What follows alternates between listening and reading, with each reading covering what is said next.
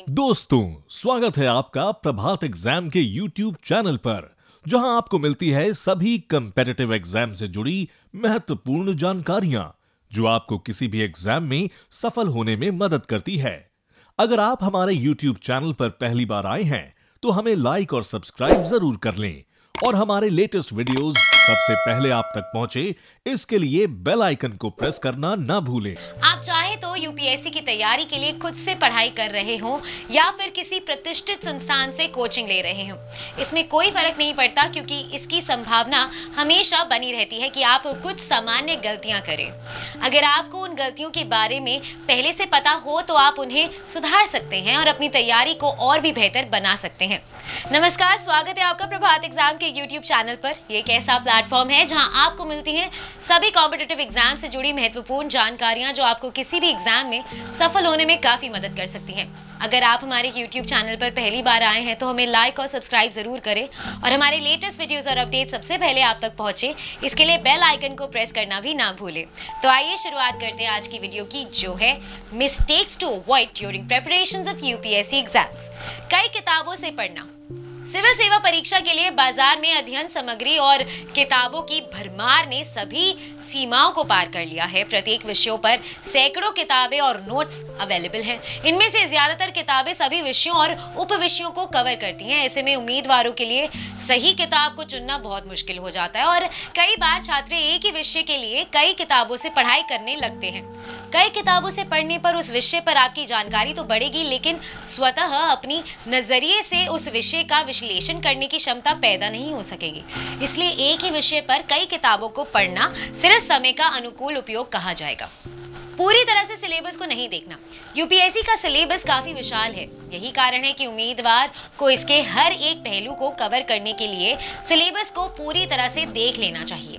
केवल विषय और टॉपिक ही नहीं, बल्कि उम्मीदवार को यूपीएससी परीक्षा पैटर्न के बारे में भी जानकारी होनी चाहिए।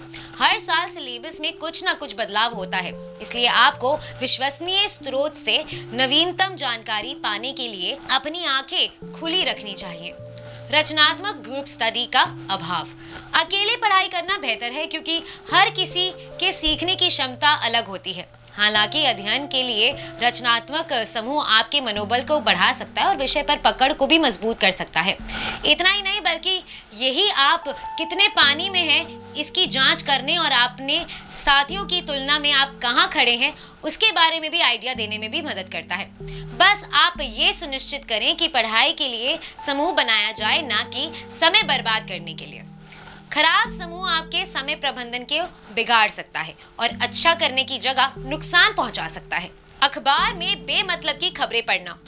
यदि आप आईएएस, आईपीएस या आईएफएस अधिकारी बनना चाहते हैं तो शायद आपको ये पहली सलाह मिली हो, वो होगी अखबार पढ़ना। लेकिन बहुत कम लोग आपको बता पाएंगे कि प्रभावी तरीके से अखबार कैसे पढ़ें जिससे आपका समय बर्बाद ना हो।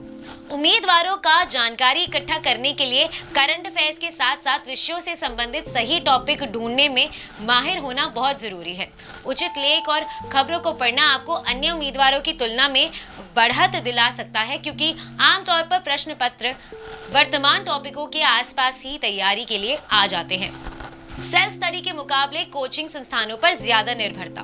बीते कुछ समय से कॉलेज की पढ़ाई के दौरान या इसके तुरंत बाद कोचिंग संस्थान में दाखिला लेना आदर्श बन गया है। लोग सिविल सेवा परीक्षा में सफल होने की संभावनाओं को काफी हद तक बढ़ा देने हेतु कोचिंग संस्थाओं पर भरोसा करने लगे हैं। ज्यादातर छात्र सिविल सेवा परीक्षा की तैयारी के लिए कोचिंग कक्षाओं के सबसे महत्वपूर्ण हिस्सा मानने लगे हैं। जो छात्र कोचिंग संस्थानों और उनके तरीकों पर बहुत अधिक भरोसा करते हैं, वो अक्सर ये भूल जाते हैं कि कोचिंग संस्थान किसी को राह दिखा सकता है, किन विषयों की पढ़ाई करनी है ये बता सकता है, लेकिन अभ्यास और तैयारियां कब तक सार्थक नहीं होंगी जब तक कड़ी मेहनत, स्व अध्ययन और आत्मविश्वास ना हो। अप्रासंगिक वैकल्पिक विषयों को चुनना। वैकल्पिक विषयों का चयन करते समय झुंड का हिस्सा ना बने। सिलेबस की पूरी तरह से विश्लेषण करें और उस विषय का चयन करें जिसके साथ आप सबसे अधिक सहज हैं। उम्मीदवार सबसे अधिक पसंद किए जाने वाले विषयों या पिछले वर्ष के टॉपर्स द्वारा चुने गए विषयों को चुनने की गलती करते हैं। याद रखिए, जो दूसरों को आसान लगता हो सकता है वो आपको कठिन लगे, या उसके उल्टा। अपने मजबूत विषयों को ढूंढें और उसके अनुसार चुनाव करें। अगर आपको हमारा ये वीडियो पसंद आया है तो उसे अपने दोस्तों के साथ जरूर शेयर करें, और अगर आपके पास हमारे लिए कोई भी सवाल है तो उसे कमेंट सेक्शन में लिखकर हमें जरूर बताएं। जल्दी आपसे फिर मुलाकात होगी एक नए टॉपिक पर, एक नए वीडियो के साथ। देखते रहिए प्रभात एग्जाम्स। नमस्कार। यूपीएससी की परीक्षा में बेटर मार्क्स लाने के लिए जरूर पढ़ें प्रभात प्रकाशन के प्रभात एग्जाम द्वारा प्रकाशित पुस्तक UPSC 27 years civil services preliminary exams 2022। IAS और डॉक्टर मनीष रंजन द्वारा इस लिखित पुस्तक में है आपको मिलेंगे 1995 से 2021 के जनरल स्टडीज और सीसेट के टॉपिक वाइज सॉल्व्ड पेपर्स, और साथ ही पिछले 30 वर्षों के एसेज टॉपिक। आप इस बुक का रिव्यू लेना चाहते हैं तो हम आपके लिए लाए हैं इसके 3 सैंपल चैप्टर्स, जिनको आप फ्री डाउनलोड कर सकते हैं। तो आज ही ऑर्डर करें।